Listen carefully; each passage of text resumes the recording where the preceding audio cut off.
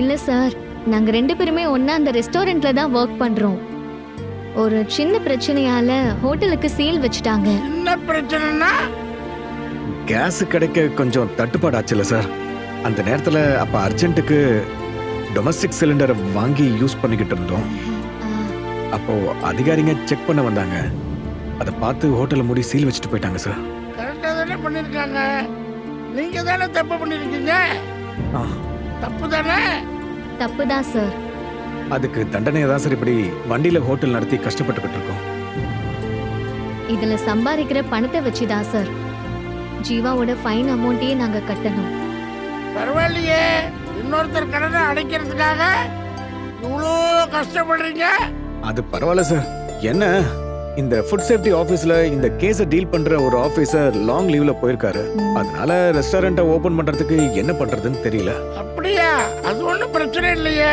Food safety டிபார்ட்மெண்ட்ல எனக்கு தெரிஞ்ச சீனியர் ஆபீசர் ஒருத்தர் இருக்காரு. அவரு நினைச்சாருன்னா அந்த ஹோட்டலை உடனே ஓபன் பண்றதுக்கு முடியும். நிஜமாவா சார்? அப்படின்னா எங்களுக்கு ஒரு ஹெல்ப் பண்றீங்களா சார்? ஏற்கனவே உங்க பேரு புண்ணியராஜ் சார்.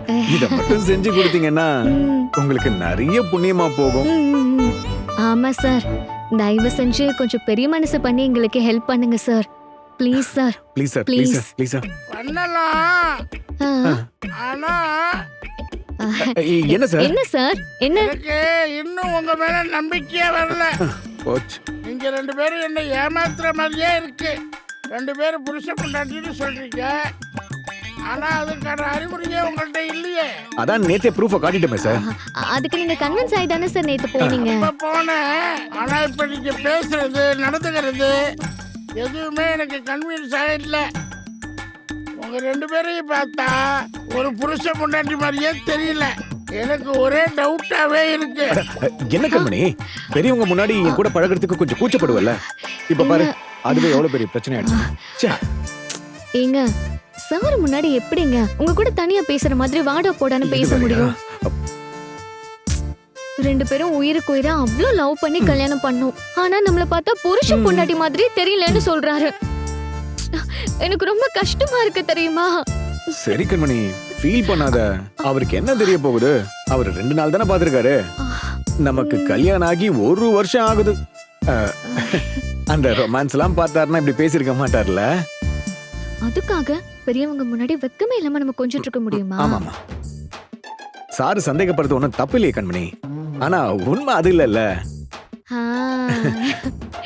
சார். நாங்க இப்படிதான் சார், ஒண்ணு இல்லாத விஷயத்துக்கு நாங்க கோச்சிப்போம், சின்ன சின்னதா சண்டை போட்டுப்போம். ஆனா நீங்க நினைக்கிற மாதிரி எல்லாம் இல்ல சார். நாங்க ஹஸ்பண்ட் அண்ட் ஒய்ஃபா ரொம்ப சந்தோஷமா அந்யோன்யமா லைஃபை என்ஜாய் பண்ணிட்டு இருக்கோம் சார். என்ன கண்மணி? சொல்லு கண்மணி. கண்மணி, என் செல்ல குட்டி கண்மணி, என் அம்மா குட்டி கண்மணி. சரி சரி, நான் கிளம்புறேன்.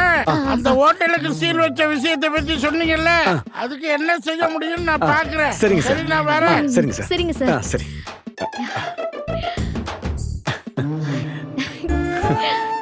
நீயும் நானும் ஒருத்தருக்கு ஒருத்தர் பிறந்தவங்கன்னு நம்மள பாக்குற நிறைய பேர் சொல்லுவாங்க. அது சாரோட கண்ணுக்கு மட்டும் தெரியாம போயிடுச்சு இல்ல கண்மணி? நம்ம கண்ணுல பொங்குற காதல அவர் சரியா கவனிக்கலன்னு நினைக்கிறேன். அவர் போயிட்டாரு. ஓ அப்படியா? Sorry sorry.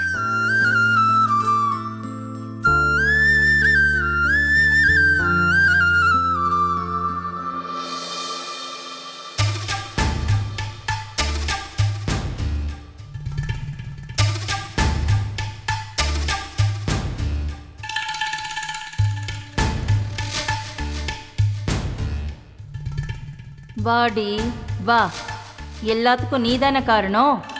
இன்னைக்கு ஒன்ன வச்சே இதுக்கு ஒரு முடிவு கட்டிடுறேன்.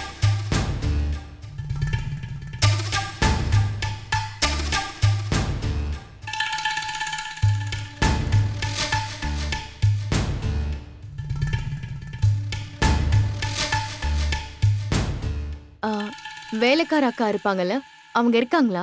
இருக்காங்களா இல்லையான்னு பாக்குறதுக்கு நான் என்ன செக்யூரிட்டி வேலையா பாத்துட்டு இருக்கேன்? என்னையும் கேக்குற? இல்ல, அவங்க போறப்போ கடைசியா உங்ககிட்ட தானே சொல்லிட்டு போவாங்க, அதனாலதான் கேட்டேன். நீ கேக்குறதுக்கெல்லாம் பதில் சொல்றதுக்கு தான் நான் இங்க நின்னுட்டு இருக்கேனா? இல்ல இதான் எனக்கு வேலையா? ஹலோ, இப்ப நான் என்ன கேட்டுட்டேன்னு நீங்க இவ்ளோ டென்ஷன் ஆகுறீங்க? டென்ஷன் ஆகுறேனா? இத பாரு, நான் எல்லாம் டென்ஷன் ஆனா நீ தாங்க மாட்ட. ம். எவ்ளோ கொழுப்பு இருந்தா நீ என்கிட்ட வந்து அப்படி கேட்டிருப்ப. ஏங்க நான் எதுவும் தப்பா கேக்கலையே. நீ யாரடி என்ன கேள்வி கேட்கறதுக்கு? நான் இந்த வீட்டு மருமக, அதனால இந்த வீட்டுக்குள்ள இருக்கேன். நீ ஏன் இங்க இருக்க? உனக்கும் இந்த வீட்டுக்கும் என்ன சம்பந்தம்? அத உங்க அத்தை கிட்ட போய் கேளுங்க. நான் உன்கிட்ட கேட்டதுக்கு நீ பதில் சொல்லுடி. அதை விட்டுட்டு அடுத்தவங்களை இதுக்குள்ள ஏன் தேவையில்லாம இழுக்கிற? ஏய் சிவகாமி, பெரியம்மா என்னாச்சு? என்ன பிரச்சனை? இல்ல பாட்டி, நான் ரொம்ப சாதாரணமா ஒரு விஷயம் கேட்க போனேன். ஆனா அத போய் தேவையில்லாம இவங்க பெரிய பிரச்சனையாக்க பாக்குறாங்க.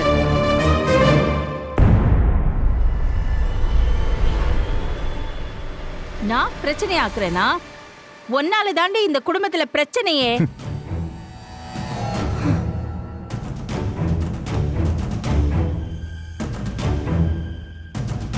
சொந்த புள்ள இந்த வீட்ல இருக்க முடியல, வாழ வந்த மருமகளும் அவனோட சேர்ந்து வாழ முடியல. ஒண்ட வந்த நீ உன் உயிரையும் மானத்தையும் காப்பாத்தினவங்களை பிரிச்சுட்டு இங்க சந்தோஷமா உட்கார்ந்துட்டு சிரிச்சிட்டு இருக்கியே, வெக்கமா இல்ல? ஏய், இப்ப எதுக்கு நீ தேவையில்லாம பேசிக்கிட்டு இருக்க? உங்க முன்னாடியே எப்படி பேசுறாங்கன்னு பாத்தீங்களா பாட்டி? இப்படிதான் என்கிட்டயும் சம்பந்தம் இல்லாம பேசி வம்பிழுக்க பாக்குறாங்க. பம்பிழுக்கிறேனா? அவ்வளவும் என் வயித்தெரிச்சல்டி. வயிற்றுச்சலா இருந்தா டாக்டர் போய் பாரு. எதுக்காக அதை அடுத்தவங்க மேல காட்டுற? ஏன் சொல்ல மாட்டீங்க? என்னைக்கு என்னோட வேதனையும் வலியும் உங்களுக்கு புரிஞ்சிருக்கு? ஏய், என்ன திமிரா? எங்க அம்மாவை கேள்வி கேட்கிற அளவுக்கு பெரிய ஆளாயிட்டியா நீ?